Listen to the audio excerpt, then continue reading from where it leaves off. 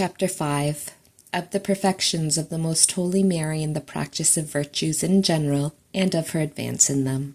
Virtue is a habit which ennobles and adorns the rational powers of the creature, and inclines it toward doing good. It is called a habit because it is a quality which is permanently connected with the faculties from which it is not so easily separated, thereby differing from a virtuous act, which does not remain but passes away. It creates an alertness and facility of action, tending toward the good. This quality is not inherent in the faculty itself, for these faculties are indifferent toward good or evil. Most Holy Mary was adorned from the first instant of her life with all virtues in a most eminent degree, and they were continually augmented by new graces and by new perfection in practice. All the virtues and merits which the hand of the Lord had showered upon her, she brought to their fullest perfection. Although the faculties of this lady and sovereign princess were in no sense subject to disorder, nor to any of the repugnance which other children of Adam must first overcome, for sin had not touched her, nor the leaven of sin, which draws toward evil and resists the good.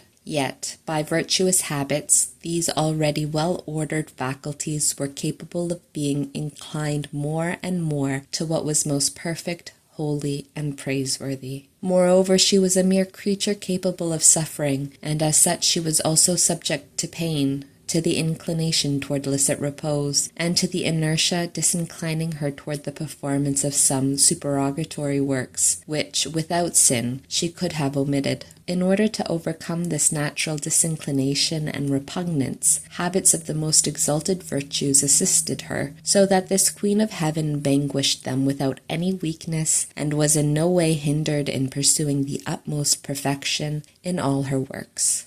On account of this beauty and harmony regarding the habits of virtue, the soul of the Most Holy Mary was so enlightened, ennobled, and entirely bent on the highest good and last end of all creation, so alert, prompt, efficient, and joyful in the practice of virtue, that, if it were possible for our weak insight to penetrate into the interior of her sacred soul, we would there find a more wonderful beauty than that of all creatures combined, and inferior only to that of God himself. All the perfection of creatures were in purest Mary as if in their own sphere and centre, and all virtues reached in her the highest perfection, so that in no manner could it ever be said of her, this or that is wanting, in order to make her altogether beautiful and perfect. Besides the infused virtues, she possessed all the acquired ones, which she augmented by practice and exercise. In other souls, one single act cannot be called virtue, because many repeated acts are necessary to constitute virtue. But in the Most Holy Mary, each act was so efficacious, intense, and consummate that each one was superior to the virtues of all the other creatures. Accordingly, as her acts of virtue were so frequent and did not fall short in the least point of the highest degree of perfection, how incomparably excellent were not the habits of virtue which the heavenly mistress attained by her personal exertion.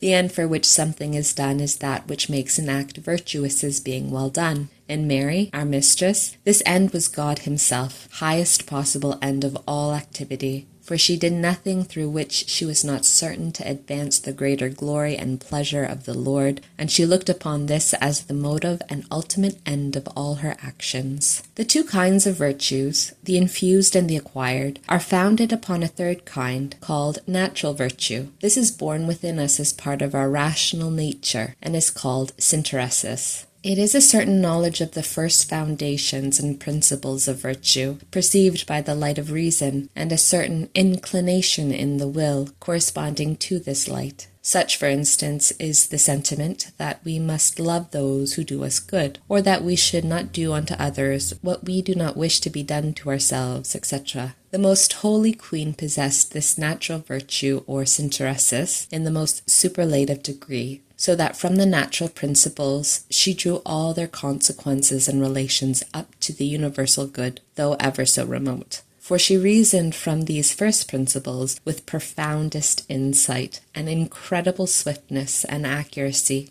To arrive at these conclusions, she availed herself of her infused knowledge of created things, especially of the more noble and vast ones, of the heavens, the sun, the moon, and stars, the arrangement of all the heavenly bodies, and of the elements. Taking in their whole scope from beginning to end, she invited these creatures to praise their Creator, and commanded them, as far as was in them, to raise and draw men toward their God until they should arrive at the knowledge of the Creator and Author of all.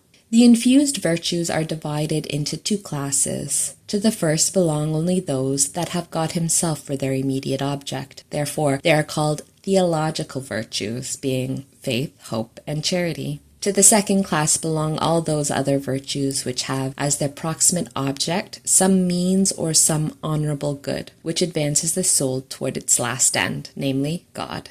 These are called the moral virtues because they are intimately connected with established customs, and although they are many in number, they can be reduced to 4, which are called the cardinal virtues: prudence, justice, fortitude, and temperance. Of all these virtues and their different species, I will say farther on as much as I can in order that I may make clear how all of them, and each one in particular, adorned the faculties of the Most Holy Mary. At present, I only mention in general that none of them was wanting in her, and that all were possessed by her in the most perfect manner. Moreover, they were supplemented by the gifts of the Holy Ghost, the fruits of the Spirit, and the Beatitudes.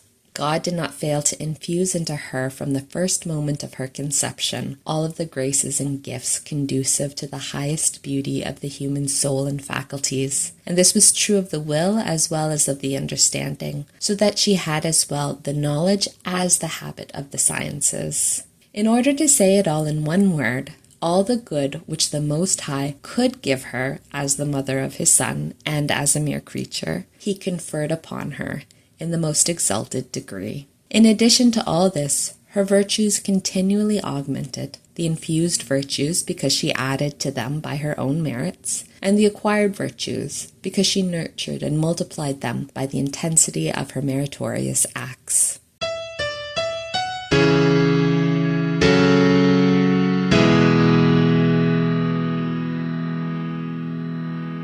Instruction of the Mother of God and Most Holy Virgin.